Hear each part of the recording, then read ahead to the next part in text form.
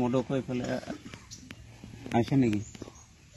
আপোনালোকৰ সব সমস্যা আমাৰ ভিতৰত ঘৰ পাব, মাটি পাব, তাতে থাকক বুজিম। এতিয়া অফিচাৰবিলাক আহিব, আজি আপোনালোকৰ নাম লৈ নোট কৰিব, তেতিয়াহে ঘৰ পাব আপুনি। হয়নে নহয়? এইটোত কেনেকৈ থাকিব ইয়াতে? হয়নে নহয়? তাতে থাকক।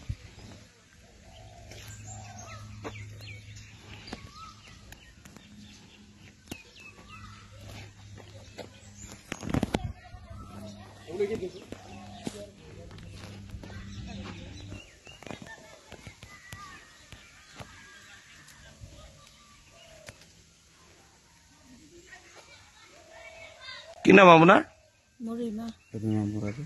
কি লিখে ৰীমা মুৰাৰী? আৰু আপোনাৰ নাম কি? পাউলছ মুৰাৰী। আচ্ছা, আপোনালোকৰ এই গাঁওখনৰ নাম কি? উপানাৰী না? এই আপোনালোকৰ এই মাটি কিমান আছে এতিয়া? চৰকাৰী মাটি। নিজৰ মাটি নাই? আচ্ছা আচ্ছা। আৰু আপোনালোকে ঘৰ পাইছে নেকি? চৰকাৰী ঘৰ ঘৰ পোৱা নাই ন? আচ্ছা আচ্ছা। এই আপোনালোকৰ আজি যোৱা ৰবিবাৰে এটা সন্তান জন্ম হৈছিল। কি হ'ল সন্তানটো আপোনালোকৰ? ক'ত আছে? আপোনালোকে সন্তানটো বেলেগক বিক্ৰী কৰা বুলি শুনিছো আমি, ঘৰ বনাই দিয়াৰ লোভ দিছে বোলে। হে, আপোনালোকক ঘৰ বনাই দিম বুলি কৈছে বোলে? হে, ঘৰ বনাই দিম বুলি কৈছে? তাৰপিছত ঘৰ বনাই কেতিয়া ঘৰ বনাই দিব বোলে? তাৰপিছত ঘৰ বনাই দিব। এই পকা ঘৰ বনাই দিব বুলি কোৱা কাৰণে আপোনালোকে সন্তানটো দি দিছে আৰু। মই কৈছো এতিয়া যদি সিহঁতে আৰু ভয় কৰি আছে, যদি কিবা কয়, যদি চলিটোক লৈ গেলি হ'ল, একো টকা পইচা মিলোৱা নাই। এনে কি কাৰণত আপোনালোকে সন্তানটো দিছিল? ঘৰ কাম নাই, একো নাই। সেইকাৰণে দিছিল। কাক দিছিল আপোনালোকে? এইয়া লাটাঙক কৈ কেনে দিয়া গৈছে। কাক কৈ? লাটাং। কোন লাটাং? এই বিচি বিচি পিটুৰি। হে, বিচি বিচি পিটুৰি। তেওঁ ঠিক কৰি দিছিল।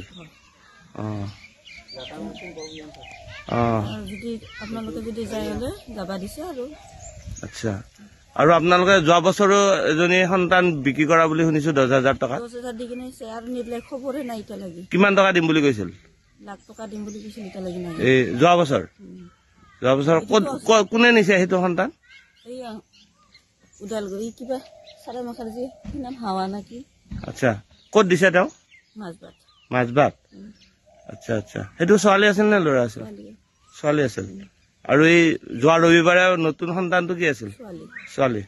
দুজনী ছোৱালী 1 বছৰৰ ভিতৰতে দি দিলে আপোনালোকে? মই ৰাখবা খুজিছিলো, সিহঁতে কৈছে কি দি আজিয়ে দি। মই কৈছো আহুচ আহুচ খেদাই কেনে ধুনীয়াকে দি পঠাম। কেইটা আপোনালোকৰ ল'ৰা ছোৱালী কেইটা মুঠতে? 3টা। হে, 3টা আপি এটা।